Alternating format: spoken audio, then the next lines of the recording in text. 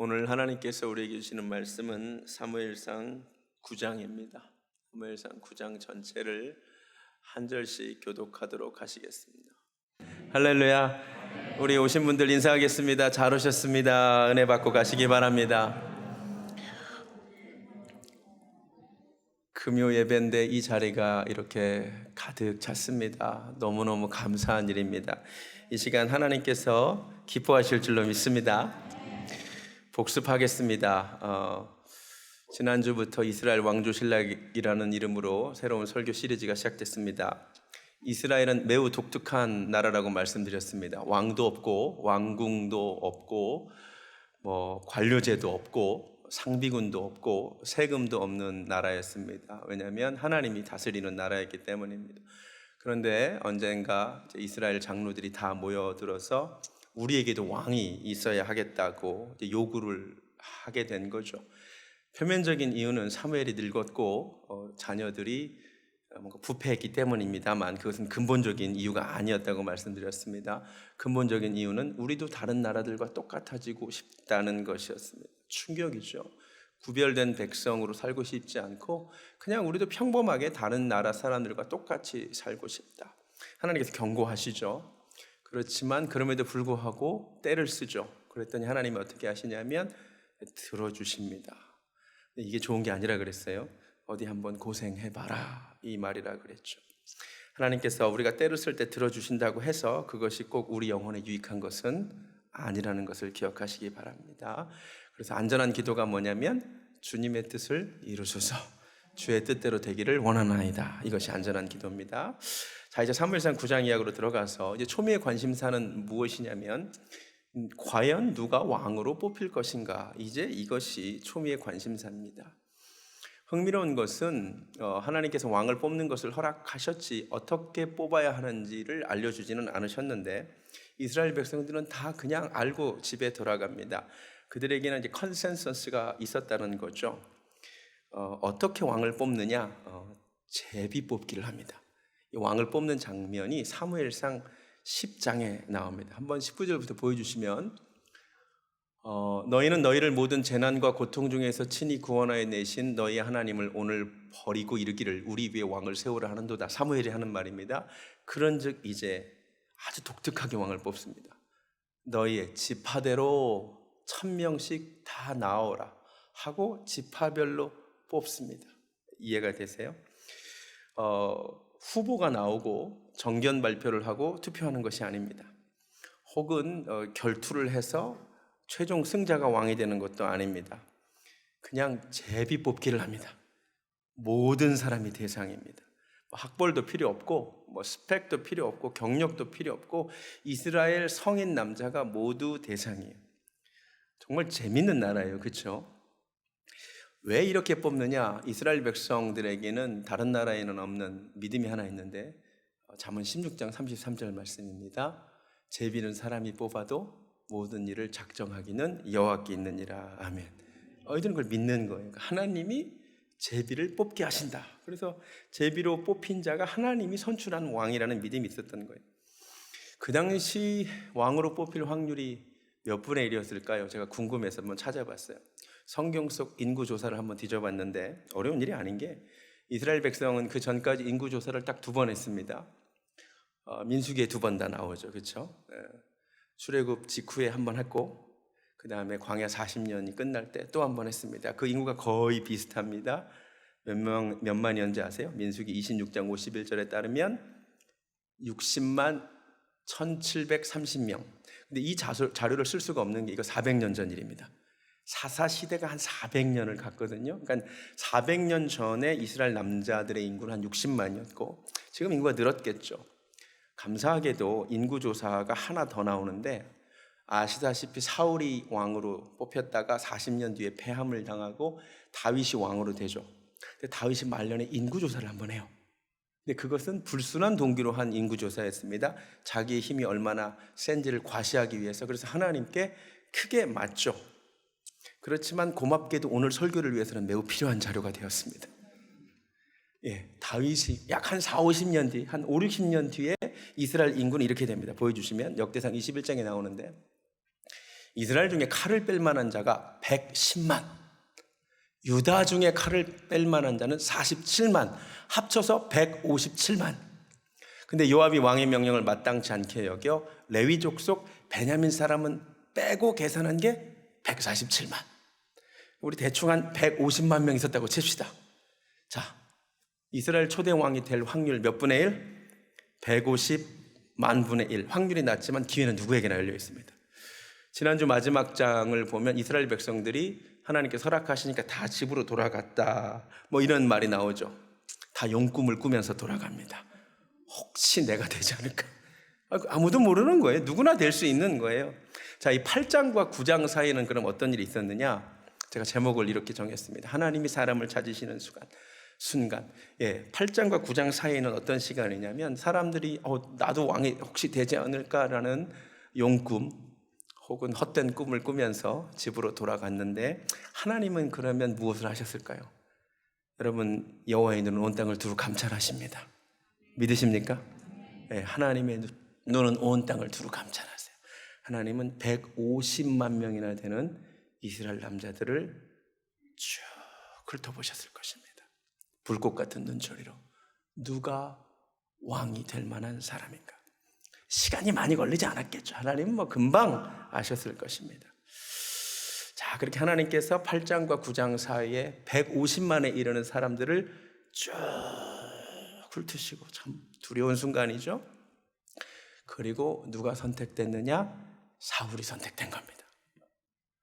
그 사울을 9장에서 소개합니다. 그러니까 8장과 9장 사이에는 그런 일이 있었던 거예요. 자, 9장 1절을 읽겠습니다. 베냐민 지파에 기스라 이름하는 유력한 사람이 있으니 그는 아비엘의 아들이요 스롤의 손자요 베고랏의 증손이요 아비야의 현손이며 베냐민 사람이더라. 기스에게 아들이 있으니 그의 이름은 사울이요 준수한 소년이라. 이스라엘 자손 중에 그보다 더 준수한 자가 없고 키는 모든 백성보다 어깨 위만큼 더 컸더라. 150만 분의 1의 확률을 뚫고 하나님에 의해 선택된 사람은 사울이었습니다. 그에 대한 소개를 한번 잘 보니까 스펙이 화려합니다. 먼저 집안이 좋습니다. 그의 가문이 몇 대까지 추적이 됩니까? 아버지 기스, 그렇죠? 그 위 아비엘, 스롤, 베고랏, 아비야, 5대 손까지 소개될 정도로, 5대 그 조상까지 소개될 정도로, 그러니까 집안 자체가 뭔가 뼈대에 있는 집안이었던 것 같습니다. 그의 아버지 기스는 유력한 사람, 재산과 영향력이 있는 사람이었던 것 같고요. 그 집안의 아들이니까 괜찮죠? 집안 괜찮죠? 얼굴이 잘생겼대요. 준수한 소년이라. 이스라엘 자손 중에 그보다 더 준수한 자가 없고. 사울이 진짜 잘생겼었다는 걸 여러분 꼭 기억하시기 바랍니다. 게다가 키가 컸네. 키는 모든 백성보다 어깨 위만큼. 어깨 위만큼 크면 얼마나 큰 거예요? 한 25cm 정도? 그러니까 이스라엘 당시 남자가 한 160, 165? 그럼 이 남자는 185에서 190 되는. 이야, 우리나라 왔으면 난리 났을 거예요. 게다가 효자예요. 4절과 5절을 보면 사울의 아버지 기스가 암나귀들을 잃고 아들에게 아들아 나귀들 찾아와라 그랬더니 얘가 얼마나 효자냐면 그가 에브라임 산지와 살리사 땅으로 두루 다녀봐요. 못 찾으니까 또 사알림 땅으로 가서 두루 애가 착해. 그랬더니 없으니까 또 베냐민 사람의 땅으로 두루 다녀봐. 찾지 못하니까 5절에는 숲 땅까지 가요. 애가 굉장히 착한 애예요. 성실한 친구입니다. 거기다가 효자네. 사울이 함께 가는 사환에게 이럴 때 돌아가자. 내 아버지께서 암나귀 생각은 고사하고 우리를 위하여 걱정하실. 이런 아들 훌륭하지 않아요? 아들들이 늦게까지 놀다가 아내가 늦게 가면 부모님 걱정하시는데 이런 애 별로 없어요. 애들이 개념이 없어. 근데 사울은 내가 이렇게 집에 늦게 가면 우리 아버지가 나를 걱정하실 텐데. 그때 당시 뭐 핸드폰이 있는 것도 아니고 심지어 기본적인 교양과 예의가 있어요. 자, 6절에서 그 사환이 말하기를 이 성읍에 하나님의 사람이 있다. 존경받는 사람이다. 찾아가자 하니까 7절에서 사울이 예의를 이렇게 차립니다. 사울이 그의 사환에게 이르되 우리가 가면 그 사람에게 무엇을 드리겠느냐? 우리 주머니에 먹을 것이 다 있으니 하나님의 사람에게 드릴 예물이 없다. 누구를 방문하는데 빈손으로는 못 가겠대. 사람 괜찮지 않아요? 매너 있는 사람이에요. 교양 있는 사람이에요. 더 놀라운 것은 사람이 겸손해. 나중에 사무엘을 만났는데 20절입니다. 한번 보실까요? 사무엘이 말합니다. 온 이스라엘이 사모하는 자가 누구냐? 너와 내 아버지 온 집이 아니냐 하는지라. 이 말을 듣고 사울이 대답하되 나는 이스라엘 지파의 가장 작은 지파 베냐민 사람이 아니니까. 겸손해. 또 나의 가족은 베냐민 지파 모든 가족 중에 가장 미약하지 아니하니까 당신이 어찌하여 내게 이같이 말씀하시니까. 사람이요 경우가 있어요. 낮출 줄을 압니다. 정리해 봅시다. 집안 좋아, 얼굴 잘생겨, 키 커, 착해, 효자야, 예의가 있어, 겸손해. 기독교계의 최고 엄친합니다. 그 한국 교회에 성비 불균형이 심각해서 자매는 많은데 형제는 적어요. 그래서 청년 하나 들어오면 그때부터 기도들을 한대. 자매가 주여 저 청년입니까? 사울이 교회에 들어왔다 그날 여러 명 기도 들어갑니다. 주여 저 형제입니까? 빠지는 게 없어. 그런데 잘 보세요. 너무 흥분하지 마세요. 다 갖춘 사울에게 한 가지가 없어요. 뭐가 없는지 아세요? 엄청난 스펙이에요. 진짜 빠지는 거 하나 없다는 거를 얘기하고 싶어요. 근데 가만히 읽어보니까 중요한 게 하나 빠졌어. 사무엘상 9장을 아무리 읽어도 끝까지 안 나오는 얘기가 있어요. 사울의 집안이 나오고 외모가 나오고 인간성도 나오지만 끝까지 안 나오는 것이 무엇이냐면 그의 신앙에 대해서 성경이 얘기하고 있잖아요. 아무리 읽어도 그의 집안, 외모, 성품에 대한 이야기만 있지 그의 신앙에 관한 이야기가 없어요. 그래서 무엇이 안 나오냐면 1절과 2절에서 그의 스펙을, 배경을 서술하지만 그래서 하나님이 그를 어떻게 생각하시는지에 대해서 언급이 없어요. 이 부분을 놓치면 안 됩니다. 자, 극명한 대조가 되는데요. 하나님이 사울을 패하고 이대 왕인 다윗을 고를 때는 다윗을 발견하고 하나님이 이렇게 반응하셨어요. 사도행전입니다. 13장 21절. 그 후에 그들이 왕을 구하거늘 하나님이 베냐민 지파 사람 기스의 아들 사울을 40년간 주셨다가 패하시고 다윗을 왕으로 세우시고 증언하 이르시되 내가 이새의 아들 다윗을 만나니 내 마음에 맞는 사람이라. 할렐루야. 근데 초대 왕 사울을 찾을 때는 이런 멘트가 없어요. 그러니까 원래는 이렇게 됐어야 했죠. 무려 150만이나 되는 사람들을 다 훑었어 하나님께서. 그리고는 사실 9장 1절은 이렇게 되었어야 해요. 하나님께서 이스라엘 백성들을, 남자들을 모두 살펴보다가 사울을 발견하시고는 기쁘셔서 말하기를 내가 기스의 아들 사울을 만나니 내 마음에 합한 사람이라 라고 나왔어야 했다는 거죠. 그에게 기름을 부어야 하는데 근데 그 말이 없다는 거예요. 충격입니다. 대신 나오는 것은 그의 객관적인 스펙입니다. 스펙은 흠잡을 데가 없다고요. 사람들이 보기에 누가 봐도 괜찮은 사람이라고요. 그런데 하나님 마음에 든다는 말이 없어. 그래서 제가 감히 이렇게 사울에 대해서 정리해 봤습니다. 하나님의 자선책. 최선은 아니었어. 하나님이 보고 너무 기뻤던 사람은 아니었어. 그냥 차선이었을 뿐이야. 그래서 제가 오늘 설교 제목을 이스라엘의 초대 왕 사울 최선이 아닌 차선이라고 한 거죠. 이제 이해가 되시죠? 게다가 이제 몇 가지 정황 증거를 살펴보니까 사울은 영적으로 굉장히 무지한 사람이었음이 분명해 보입니다. 자, 사무엘은 이스라엘의 사사로 수십 년간 지내었던 사람이죠. 그 사사로 지내다가 늙었어요. 그리고 그 아들이 사사예요. 그러면 과연 사무엘을 모를 수가 있을까요? 그런데 본문을 읽어보니까 사울이 사무엘을 잘 몰라. 자, 6절을 보세요. 다시 보겠습니다. 사환도 몰라. 자, 두 사람의 대화가 제 말을 듣고 보면 되게 웃긴 대화. 6절 보세요.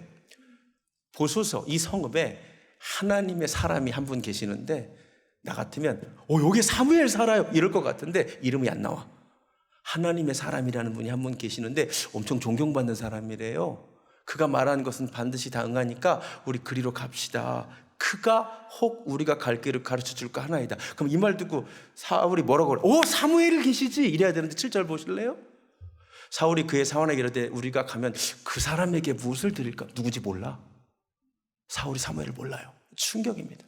그리고 계속 그분을 하나님의 사람 끝까지 이름이 안 나와요.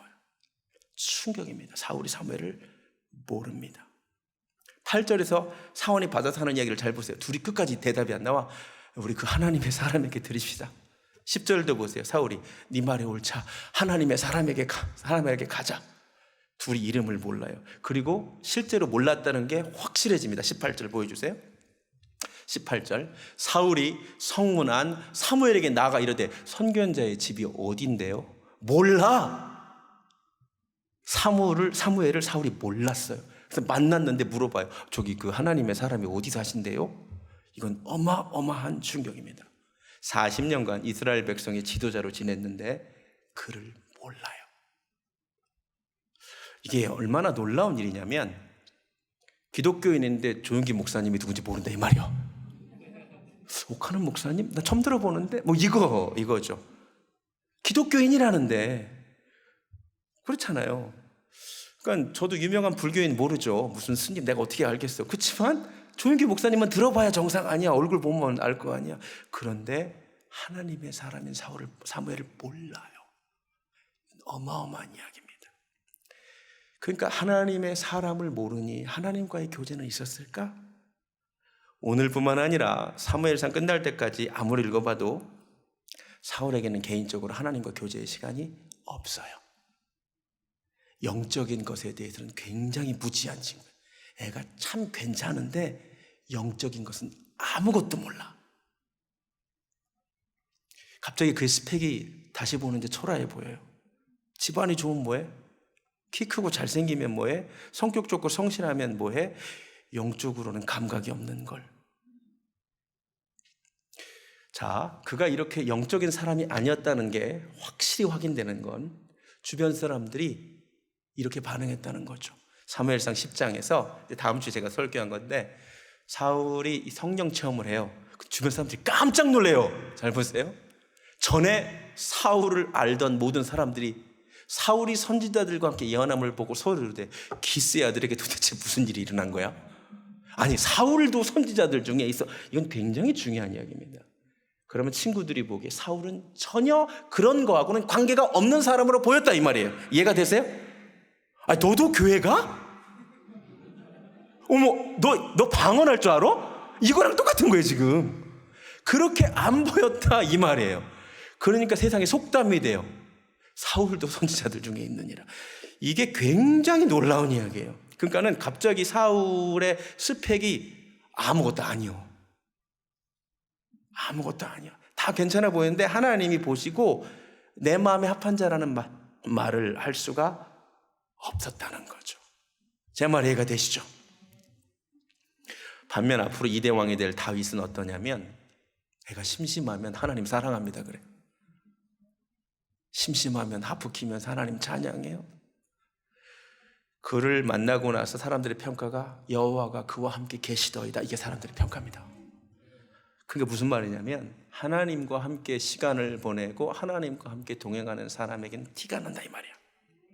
제가 이번 주에 홀리클럽 읽으면서 제가 여러 번 읽은 성경이지만 새로운 것을 많이 깨달으면서 성경을 읽고 있는데 40일간 모세가 시내산에서 하나님과 시간을 보내고 내려왔더니 얼굴에 광채가 났습니다. 제가 묵상에 그렇게 적었습니다. 아, 하나님과 은밀하게 보낸 시간이 티가 나는구나. 티가 나는 거예요. 얼굴에 광채가 나는 거예요. 그런데 오늘 말씀을 읽으면서 또 깨달았어요. 아, 하나님과 시간을 안 보내는 사람도 티가 나는구나. 주변 사람들이 사울은 그런 사람이 아니라는 것을 너무나 잘 알았다는 거죠. 깨달았어요.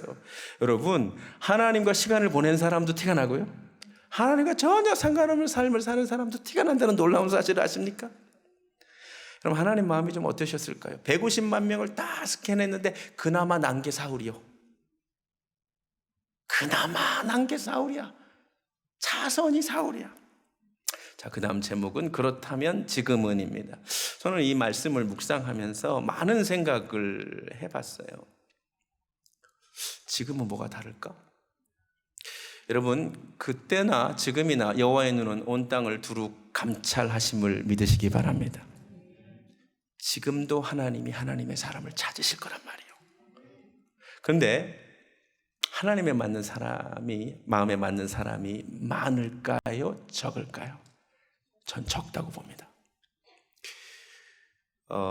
이스라엘의 초대 왕을 선발할 때 150만 명을 뒤졌지만 한 명도 없었어요. 2대 왕을 선발할 때 하나님이 또 150만 명을 뒤졌는데 이제 장성한 10대 소년이 된 다윗 하나 발견하셔서 너무너무 좋았어요. 시편에 보면 내가 다윗을 발견했다고 나와요. 찾아냈다고 나옵니다. 너무 좋으셨어요. 오늘날 하나님께서 온 땅을 두루 감찰하실 때 하나님 마음에 맞는 사람이 많을까요? 적을까요?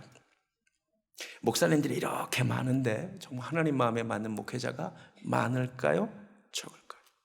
교회가 이렇게 많은데 하나님 마음에 딱 맞는 교회가, 너무 기쁜 교회가 많을까요? 적을까요? 전 적다고 확신합니다.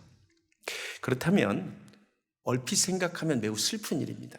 그런데 발상을 바꿔보세요. 이건 감사한 일입니다. 왜냐?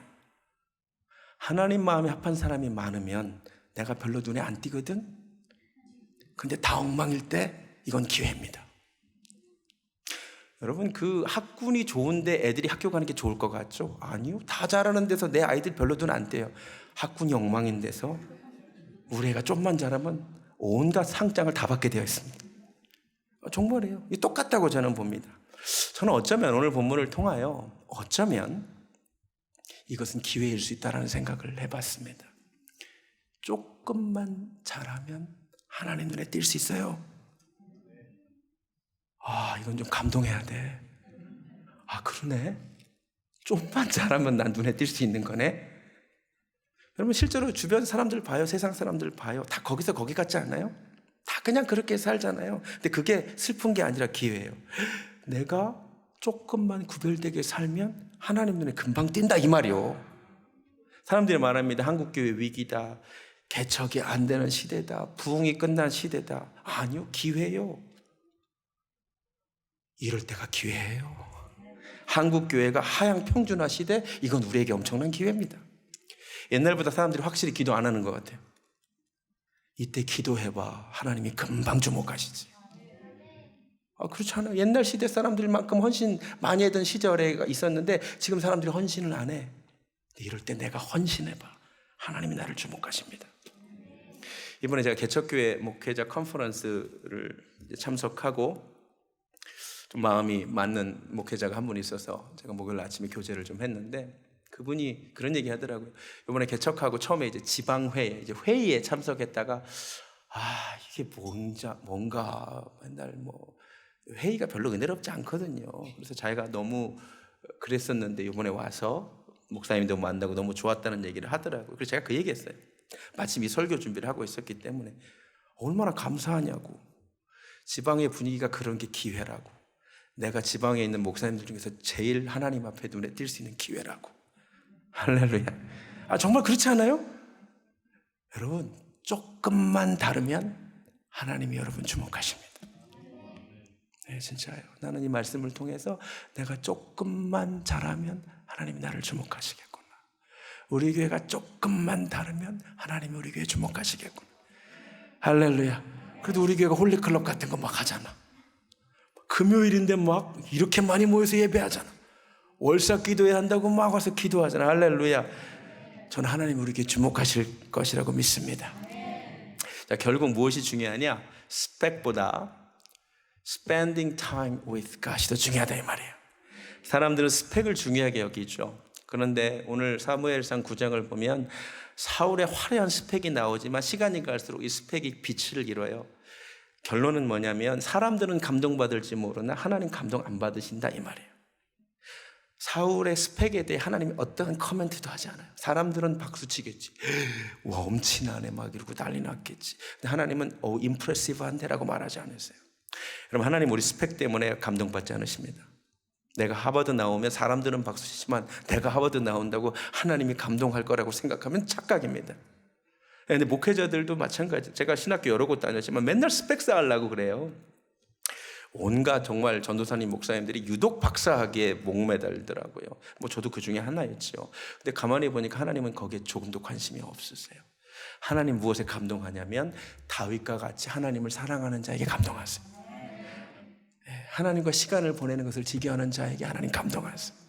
여러분, 하나님께 감동 좀 드리고 싶으세요? 스펙을 쌓을 것이 아니라 하나님과 시간을 보내시기 바랍니다. 스펙으로 따지면 다윗은 모든 면에서 밀립니다. 집안에서도 기스의 아들은, 기스는 유력하다 그랬는데 아버지 이새는 뭐 그런 말이 없잖아요. 사울은 장남이었던 것으로 보이는데 다윗은 8번째 아들이에요. 무슨 희망이 있겠습니까? 그렇죠?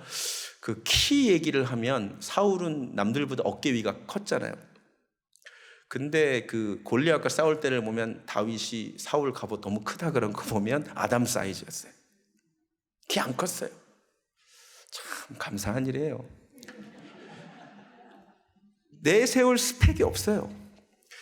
그런데 그러니까는 만약에 우리 교회에 사울이 들어오고 다윗이 들어와서 둘이 동시에 세 가족 등록했으면 여자 청년들이 다 누구를 주목할까?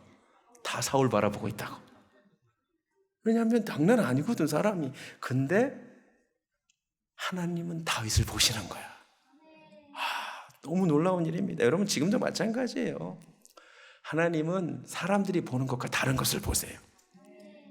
여러분이 하나님과 어떤 시간을 보내는지.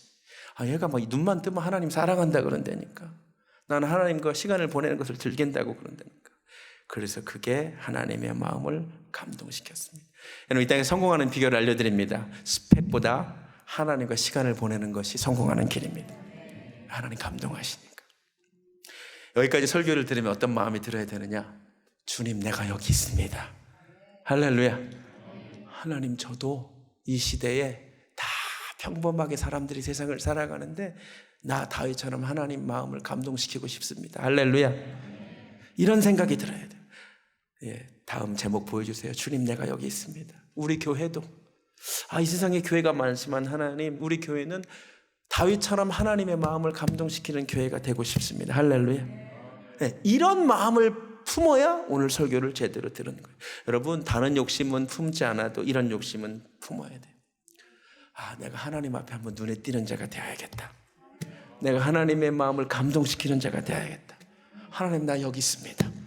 하나님 나 여기 있습니다. 손 들고 하나님 나를 좀 주목해 주시라고 그렇게 고백하는 시간이 되기를 주님의 이름으로 축원합니다. 말씀 마칩니다. 성경에 따르면 하나님의 눈은 온 땅을 두루 감찰하십니다. 그때도 지금도. 그런데 하나님의 마음에 꼭 맞는 사람이 너무 없습니다. 사울은 하나님의 최선이 아니고 자선이었던 것이 분명합니다.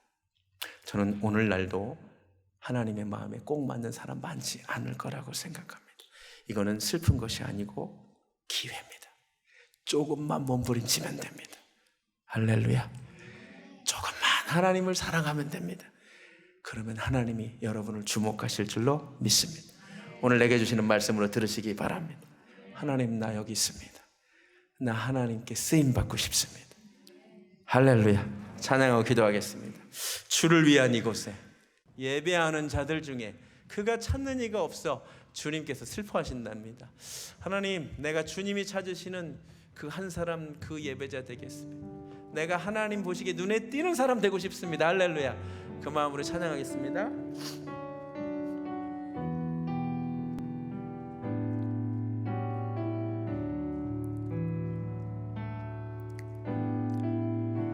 주를 위한 이곳에 예배하는 자들 중에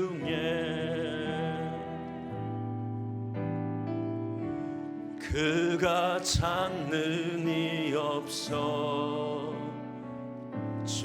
주님께서 슬퍼하시네. 내가 그 사람 되면 됩니다. 주님이 찾으시는 그 한 사람 그 예배 내가 그 사람 되면 됩니다. 내가 그 사람 되길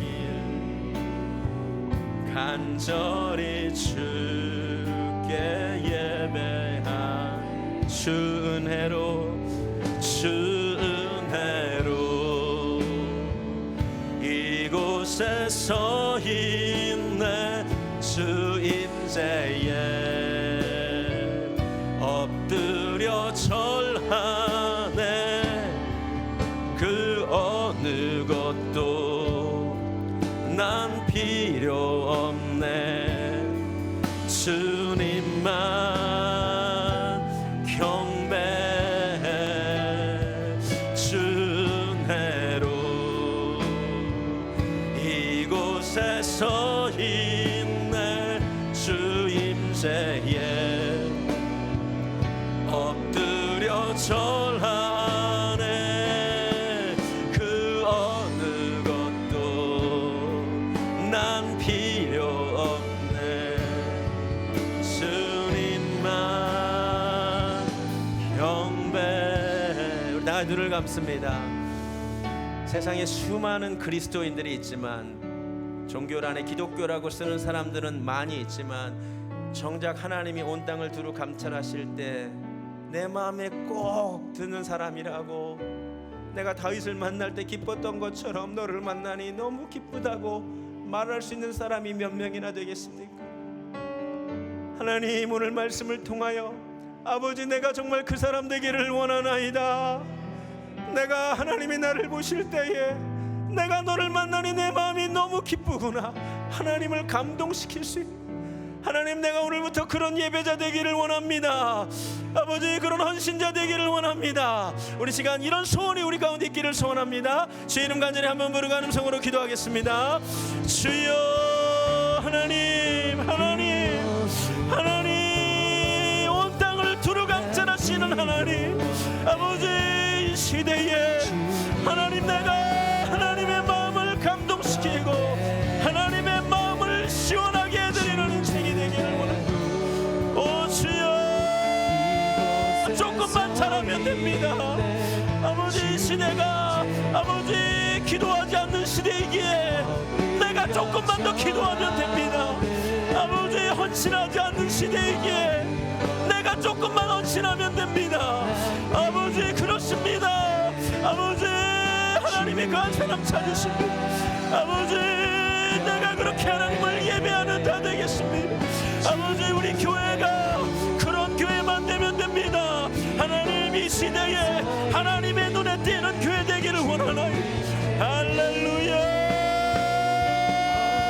할렐루야, 할렐루야. 하나님 감사합니다. 오, 내가 오늘부터 나는 하나님 눈에 띄는 사람이 되어야겠구나. 나는 하나님의 마음을 감동시키는 자가 되어야겠구나. 아버지, 이런 거룩한 소망이 생기게 하여 주시옵소서. 오 하나님, 감사합니다. 아버지, 세상에 수많은 이들이 있는 것 같지만 정작 쓸만한 자가 없나이다. 아버지, 아버지, 할렐루야, 할렐루야, 할렐루야. 하나님 감사합니다. 하나님 말씀 주셔서 감사합니다. 오늘부터 이런 거룩한 소망이 내게 있게 하여 주시옵소서.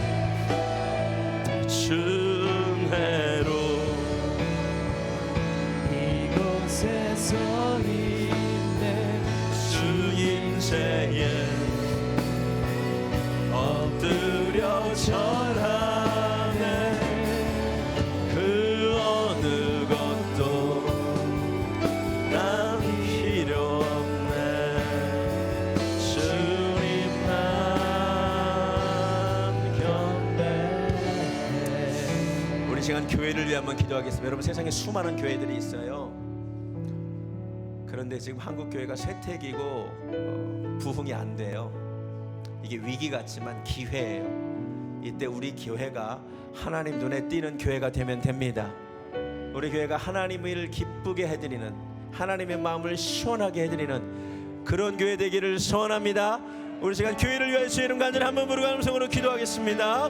주여, 하나님, 우리 교회가 이 시대에 하나님의 마음을 흡족하게 해드리며 하나님이 만날 때에 내가 이 교회를 만나니 내 마음에 합하도다.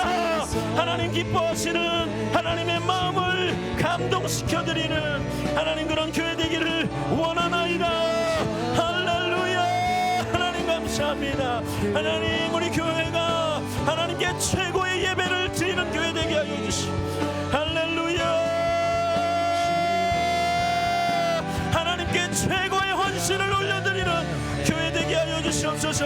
하나님 건축을 앞두고 있습니다. 하나님 이 교회가 정말로 하나님의 마음을 흡족하게 해드리게 하여 주시옵소서.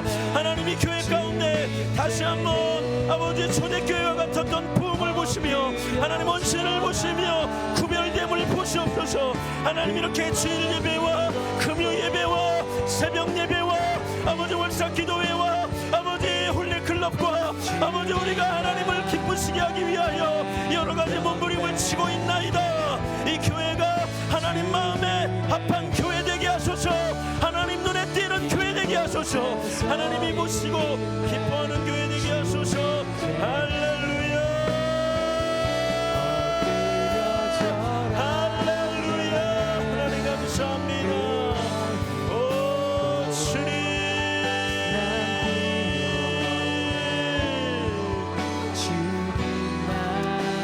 아멘. 주를 위한 이곳에, 주를 위한 이곳에 예배하는 자들, 주 하나님 마음에 드는 이가 별로 없대요. 그가 찾는 이 없어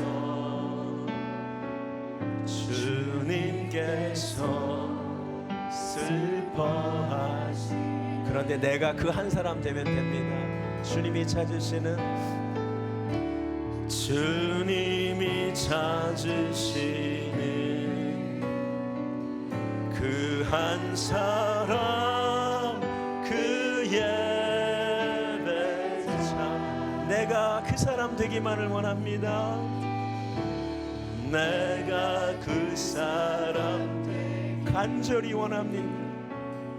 간절히 주께 예배하네. 아멘. 스펙은 하나님을 감동시키지 못합니다. 그러나 하나님과 시간을 보내는 자를 하나님은 기뻐하십니다. 주님과 함께하는 이 고요한 시간, 이 시간을 하나님 기뻐하시는 줄로 믿습니다. 찬양하겠습니다.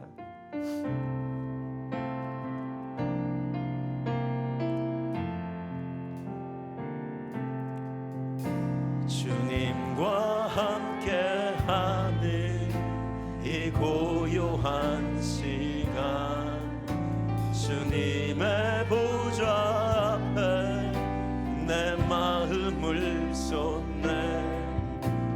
모든 것 아시는 주님께 감출 것 없네. 내 맘과 정성 다해 주 바라나이다. 온 맘 다해 사랑합니다. 온 맘 다해 주 알기 원하네. 내 모든 삶 것이니 주만 섬기리. 온 맘 나 염려하지 않아도 됩니다. 나 염려하자. 내 쓸 것 아십니다. 내 쓸 거다. 나는 오직 주의 얼굴 구합니다. 나 오직 주의 얼굴 구하게 하소서. 다 이해할 수 없을 때라도 감사하며 날마다 순종하며 주 따르오리다. 온 맘 다해 사랑합니다. 온 맘 다해 주 알기 원하네. 내 모든 삶 당신 것이니 주만 섬기리. 온 맘 다해 주 사랑합니다. 온 맘 다해. 하나님 나의 힘이 되신 여호와여, 내가 주님을 사랑하나이다. 나의 능력이 되신 여호와여, 내가 주님을 찬양하나이다. 하나님 다윗에게 있어 올려드리던 이 고백이 우리 성도님들의 입술에 있게 하여 주시옵소서. 할렐루야, 할렐루야. 오늘부터 내가 하나님과 시간을 보내는 것을 즐거워하게 하여 주시옵소서. 오 하나님 감사합니다. 여러분, 아무도 모르는 것 같아도 내가 하나님과 함께 시간을 보내면 그것이 티가 납니다. 내가 하나님과 함께 시간을 보내지 않아도 그것도 티가 납니다. 아, 놀라운 일입니다. 하나님, 그동안 내 얼굴이 어떠했는지 돌아보기 원합니다. 내가 오늘부터 정말 하나님 앞에 시간을 보내서 내 남편과 아내가 자녀들이 보기에, 직장 동료들도 보기에도 정말 세상은 줄 수 없는 광채를 보이는 은혜가 우리 가운데 있기를 원합니다. 오늘부터 내가 주님 앞에 구별된 시간 보내기를 원합니다. 우리 주님 간절히 한번 부르고 하나님께 사랑한다고 고백하며 나아가겠습니다. 주여, 하나님 감사합니다. 오 하나님, 내가 하나님 앞에 보내는 시간이 아무도 모르는 시간인 것 같았지만 아버지 그것이 티가 남을 알았습니다. 아버지, 내 얼굴에도 모세 얼굴에 있었던 것 같이 하나님 광채가 나기를 원하나이다. 하나님, 내가 하나님과 시간을 보내지 않으면 그것도 내 얼굴에 티가 남을 알았습니다. 하나님 어찌할까요? 내 얼굴에 책임지고 살아요. 아버지, 오늘부터 내 얼굴에 하나님을 아는 얼굴빛이, 하나님과 시간을 보내는 것이 드러나는, 내가 하나님의 앞에 서 있다가 나온 사람이라는 것을 보여주는 그런 얼굴이 되게 하소서. 아버지, 아버지, 아버지. 하나님, 사울은 하나님 앞에 보내는 시간이 없었나이다. 다윗은 하나님 앞에 시간 보내는 것을 즐겨했습니다. 하나님, 나도 하나님 앞에 시간 보내는 것을 즐겨하기를 원합니다. 아버지, 새벽에 고요히 일어나 하나님 앞에 시간을 보내며 말씀 앞에 무릎 꿇고 하나님의 음성을 고요히 들을 때에 하나님, 나의 얼굴빛을 변화시켜 주시옵소서. 오 주님, 이제부터는 나의 남편과 나의 아내가, 내 자녀가, 내 직장 동료들이 내 얼굴에서 놀라운 얼굴빛을, 광채를 보기를 원하나이다. 할렐루야, 할렐루야, 할렐루야. 아버지, 내가 이제부터는 하나님 앞에 기도하는 시간을, 아버지 말씀 보는 시간을, 하나님 앞에 고요히 엎드려 보내는 시간을 소중히 여기게 하여 주시옵소서. 할렐루야, 감사합니다.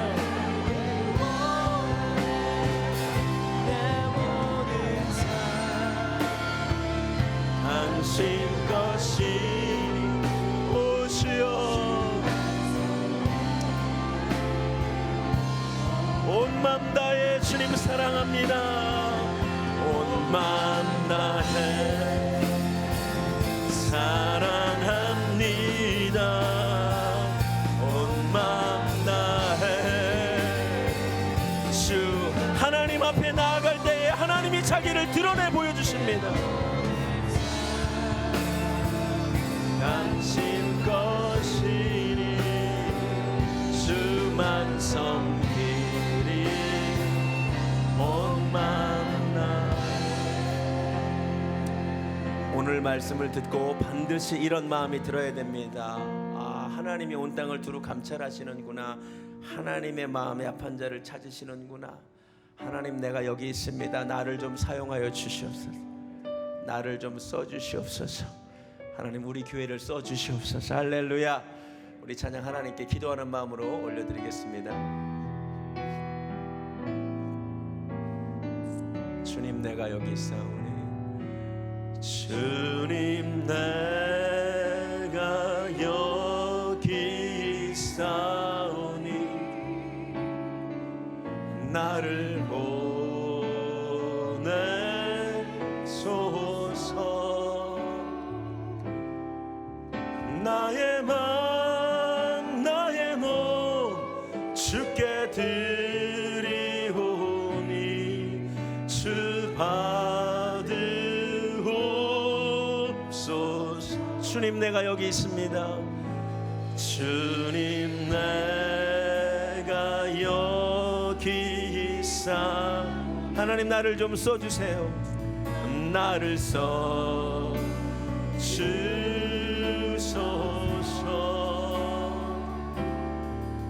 가진 것 모두 다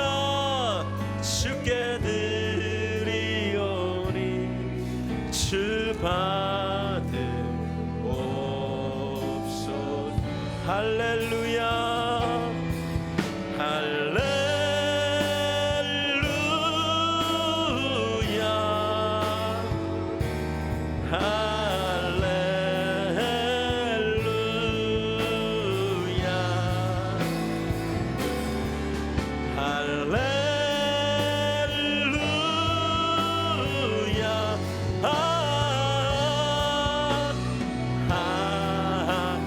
일어나 찬양합니다. 주님 내가 여기 있습니다.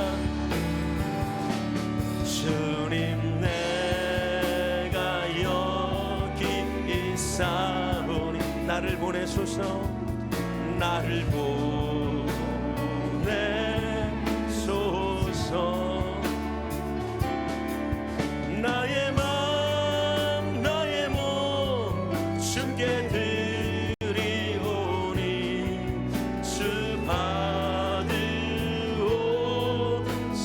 내가 여기 있습니다.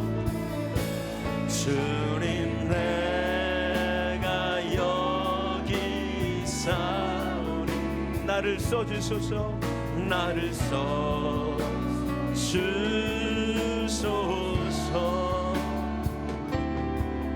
가진 것 모두 다 주께 드리오니 주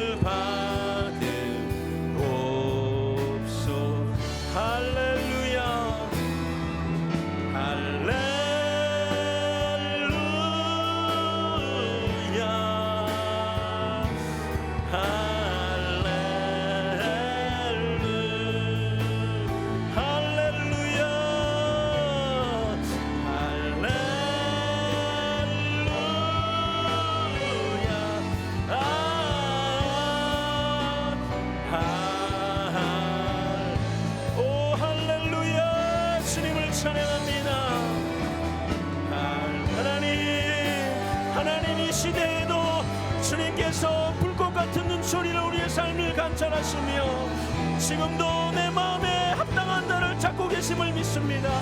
하나님 이 밤에도 온 땅을 두루 감찰하실 텐데 하나님 우리 매달기에 속한 성도님들이 하나님 마음에 합한 자가 되어서 하나님께 쓰임받게 하여 주시옵소서.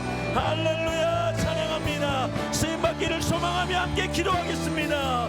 주여 내가 하나님께 쓰임받는 자 되기를 원하나이다. 하나님 내가 한 번뿐인 인생 하나님께 쓰임받기를 원합니다. 하나님 내가 여기 있습니다. 나를 주목하여 주시옵소서. 하나님 내가 하나님을 사랑하나이다. 내가 하나님 앞에 엎드려서 아버지 하나님의 마음을 알고 아버지 이제 여호와의 말씀을 즐거워합니다. 내가 이제 예배하기를 즐거워합니다. 하나님 내 삶이 변하고 있습니다. 하나님 내가 여기 있나이다. 하나님 나를 주목하여 주시고 하나님 나를 사용하여 주시옵소서. 할렐루야 할렐루야. 하나님 오 나의 하나님 나를 주목하여 주시고 앞길을 인도하여 주시옵소서. 우리 마지막으로 교회를 위하여 기도합니다. 하나님 우리 교회를 주목하여 주시옵소서. 이 마지막 때의 시대에 우리 매달 교회를 하나님 사용하여 주시옵소서. 이 교회의 영권과 인권과 물권을 부어주시고 주님의 전이 건축되는데 어떠한 어려움도 없도록 하나님 역사하여 주시옵소서. 우리 주님 없는 교회를 사랑하는 마음으로 우리 주님의 이름을 세 번 간절히 부르고 마지막으로 기도하겠습니다. 주여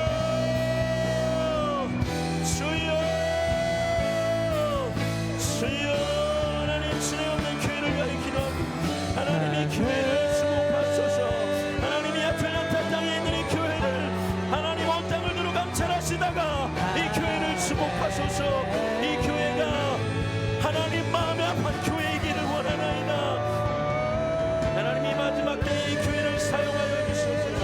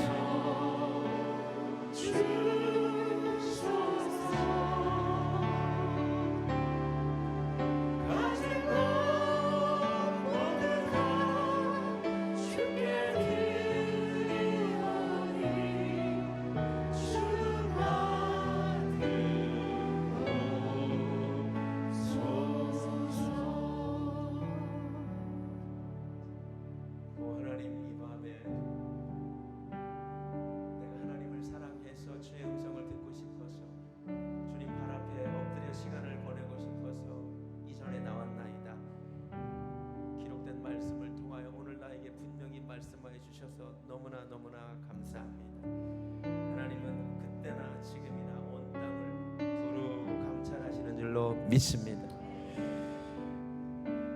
그런데 하나님 마음에 합한 사람이 별로 없습니다. 슬픈 일이지만 아닙니다. 오히려 기회입니다. 내가 하나님 눈에 띌 수 있습니다. 할렐루야. 내가 오늘부터 하나님이 주목하는 자가 되기를 원합니다. 우리 교회가 하나님 눈에 띄는 교회가 되기를 원합니다.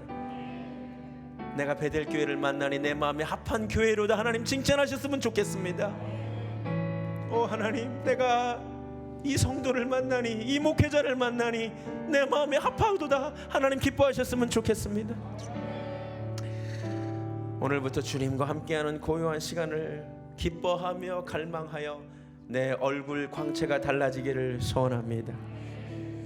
이제는 우리 주 예수 그리스도의 은혜와 하나님 아버지의 극진하신 사랑과 성령님의 역사하심이 오늘 말씀을 통하여 내가 하나님 앞에 눈에 띄는 자가 되고 싶다, 우리 교회가 하나님의 마음을 기쁘게 하는 교회가 되고 싶다고 소원하는 사랑하는 베들교회 성도님들 머리 위에 지금부터 영원까지 함께 하시기를 간절히 축원하옵나이다. 아멘.